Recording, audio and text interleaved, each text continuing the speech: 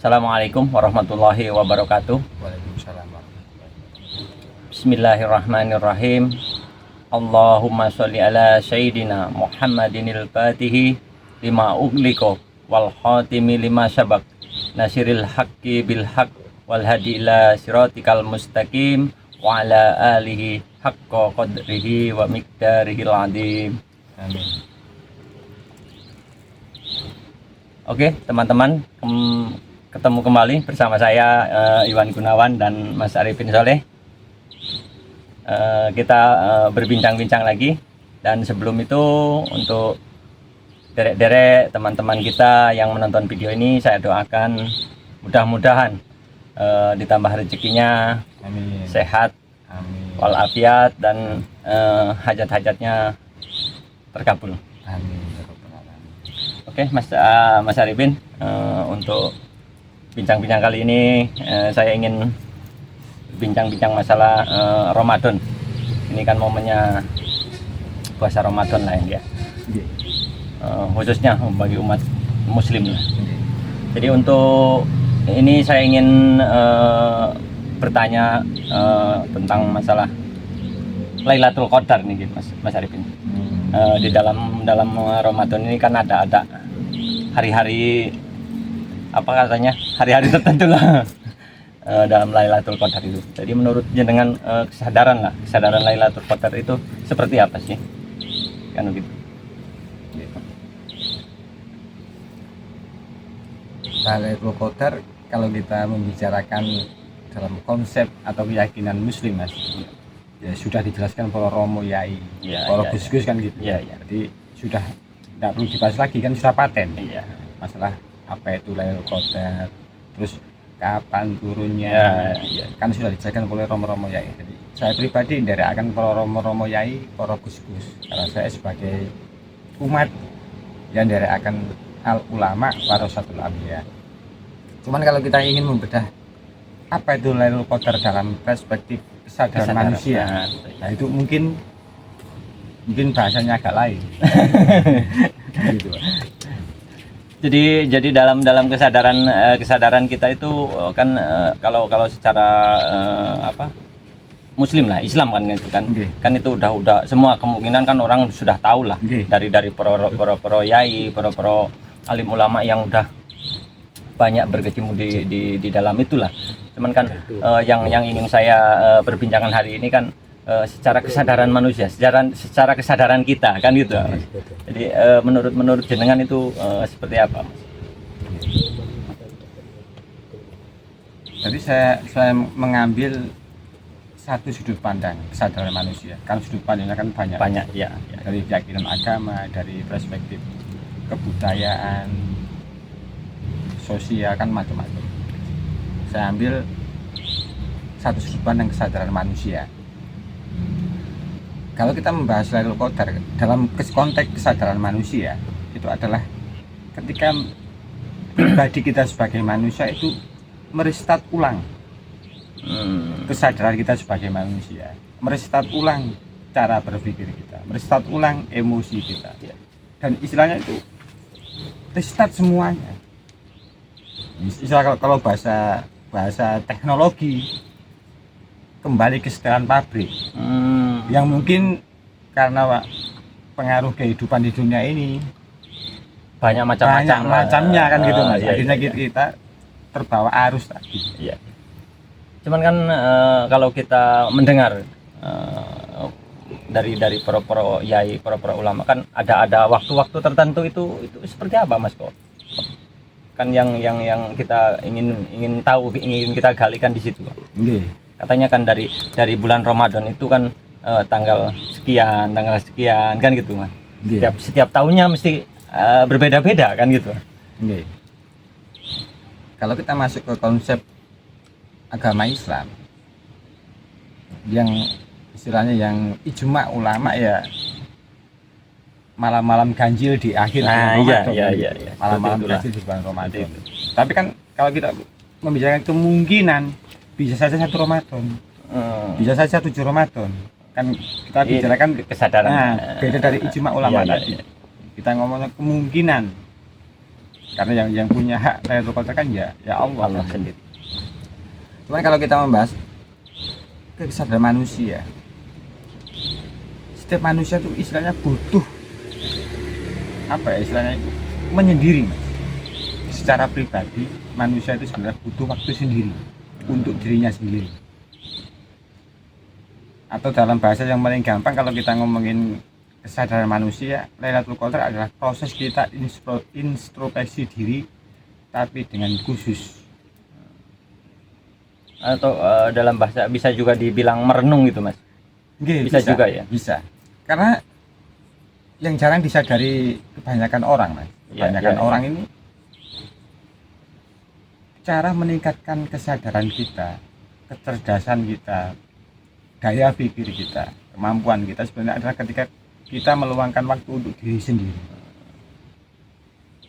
Karena ketika kita mengasingkan diri atau menyendiri, pasti kita lebih intens dengan diri kita sendiri daripada ketika kita berbaur dengan banyak orang.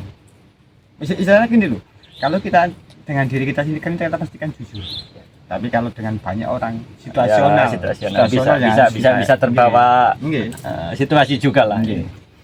Cuman itu, Mas, berarti kalau dalam bahasa ini, konteks ini ya, sampean bilang kayak gitu, berarti kita setiap hari juga ya bisa termasuk kayak gitu juga, Mas. Kalau kita selalu berani menyendiri lah intinya kan itu. Setiap saat lah intinya. Setiap saat. Makanya kalau kita belajar dari keyakinan agama Islam atau ajaran agama Islam, itu ditempatkan Lailatul Qadar itu di bulan Ramadan. Karena waktu yang khusus istimewa secara keyakinan agama Islam. Tapi kalau kita kesadaran manusia kan universal, universal. Kalau kita pakai keyakinan agama Islam, dan yang nggak beragama Islam, kan nggak bisa menemukan Lailatul Qadar. Kalau dalam perspektif kesadaran manusia, setiap kita mau merenung atau menyendiri, kita berkemungkinan dalam bahasa kalau boleh dibersamakan, kita berkemungkinan menemukan Lailatul Qadar. Kita berkemungkinan menemukan ide-ide. Karena saya menghindari membahas Lailatul Qadar dalam versi keyakinan agama karena saya sudah patuh sama para alim ulama. Apa yang dijelaskan yaitu kita kan menggali dari satu sudut pandang kesadaran manusia. Soalnya kan yang kita bahas ini perbincangannya kan untuk semua manusia, bukan satu agama tertentu kan gitu kan. Ini kan khususnya umum lah ini kan. Maksudnya kan kita berbagi. Ya. Bagaimana manusia itu bisa mengenal Lailatul Qadar. Nah, itu. Kan poinnya di situ. Meuniversalkan Lailatul Qadar. Ya. Kan kita kan sebagai umat Islam ketika melakukan puasa Ramadan kan berkemungkinan mendapatkan Lailatul Qadar ketika 1 bulan penuh itu kita lakukan. Tapi kalau bukan pemeluk agama Islam, bagaimana? Kita kan menyudutkan satu sudut pandang biar semua manusia bisa paham apa itu Lailatul Qadar. Kan nggak mungkin nih orang yang nggak beragama Islam ikut-ikutan dengarkan ceramah kiai kan nggak mungkin. Yang kemungkinan kan kecil sekali. Makanya Lailatul Qadar kalau menurut sudut pandang kesadaran manusia adalah ketika kita meningkatkan daya pikir kita, mau introspeksi diri, mau ketika kita mempunyai suatu masalah kita mau berdialog dengan diri kita sendiri, pasti akan menemukan jawaban yang ketika kita dalam berkumpul dengan orang lain atau berkumpul dengan banyak orang mungkin kita tidak bisa menemukan itu. Jadi bisa juga dikatakan begini, Mas, mohon maaf ya, zaman dulu kan agama Islam di Indonesia kan belum ada lah intinya. Zaman poro wali songo lah kan kayak gitu. Itu kan banyak orang-orang sesepuh kita, leluhur kita kan bertapa atau itu masuk ke arah situ juga, Mas, intinya ya. Bisa jadi tuh, Mas. Masalahkan kita tidak bisa memastikan. Di dunia ini adalah rumusnya adalah kemungkinan yang tak terbatas.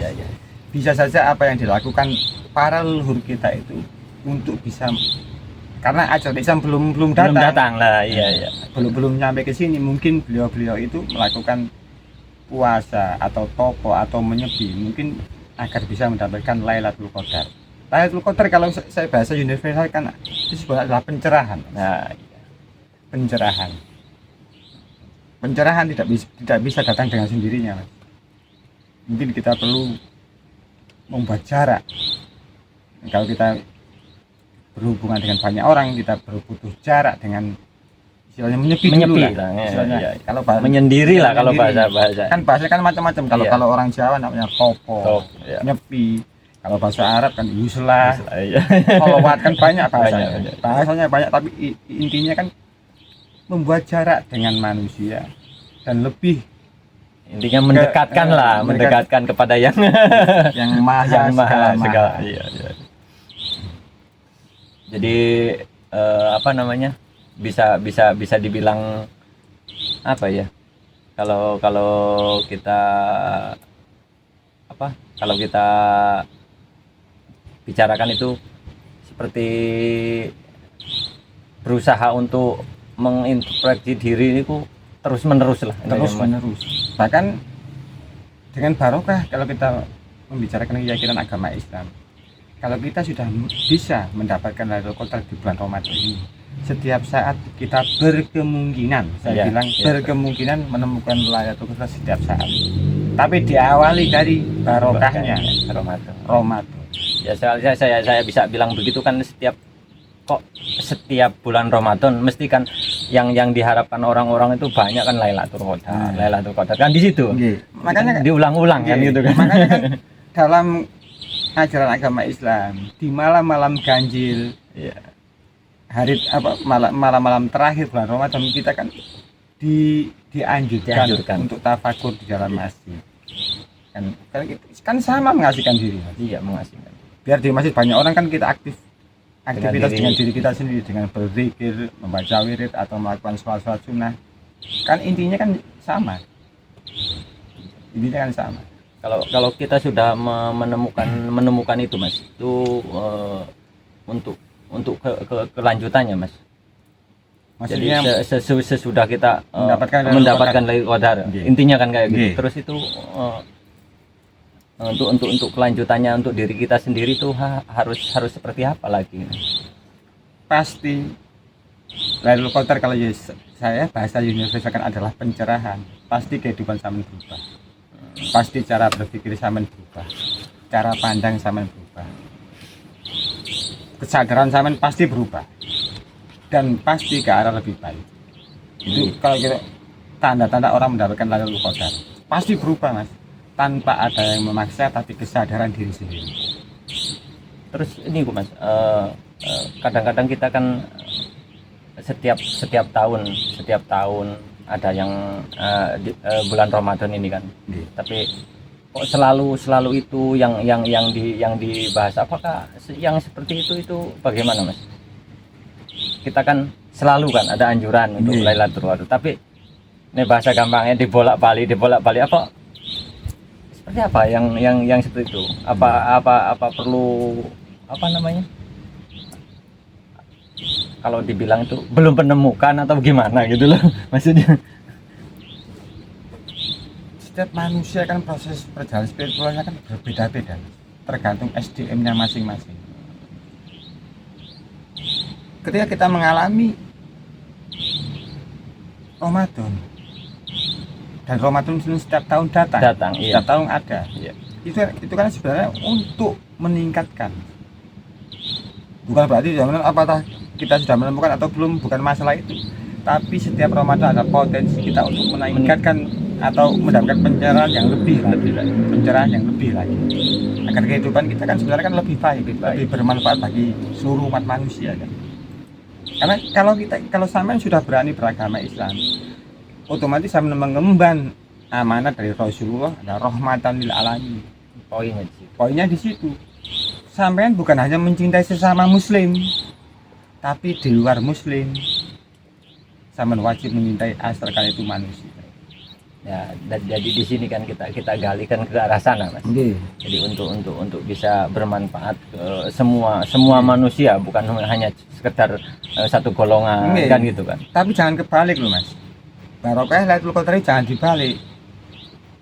Sesama non muslim kita baik, tapi sesama muslim ya enggak boleh. Ya. Justru kalau kita sesama muslim sudah baik, kita bisa melebarkan itu ke sesama antar umat beragama. Karena istilahnya kan ukhuwah Islamiyah sesama muslim kan meningkat ke ukhuwah watoniyah, meningkat lagi ke ukhuwah basyariah manusia. Jadi sederhana dari barokah Lailatul Qadar adalah peningkatan kualitas hidup kita sebagai manusia. Bagaimana kita mendekat dengan diri sendiri. Karena tidak ada jalan untuk mendekat kepada Tuhan selain lewat diri kita sendiri. Jadi khususnya kita untuk mempraktekkan lah Mas ya. Jadi dari hasil itu kita praktekkan lah. Kalau bahasa gampangannya. Makanya kita beruntung sebagai umat Islam. Kenapa? Karena setiap tahun berpeluang riyadhah terus berpeluang menyepi. Jangan lebih-lebih di malam-malam terakhir, malam-malam ganjil bulan Ramadan. Itu kan sebenarnya keberuntungan bagi kita umat Islam. Iya. Jadi poin-poinnya di situ aja Mas ya. Jadi untuk kesadaran kita intinya untuk bertambah lebih baik dan lebih baik kan lebih baik. Jadi Lailatul Qadar insya Allah mengarah ke situ. Jadi ya cuman sedikit itu aja lah. Ntar kita sambung lagi yang pembahasan lainnya Mas ya. Jadi untuk malam hari ini cukup sekian dulu teman-teman. Bincang-bincang kita akhiri. Assalamualaikum warahmatullahi wabarakatuh. Waalaikumsalam warahmatullahi wabarakatuh.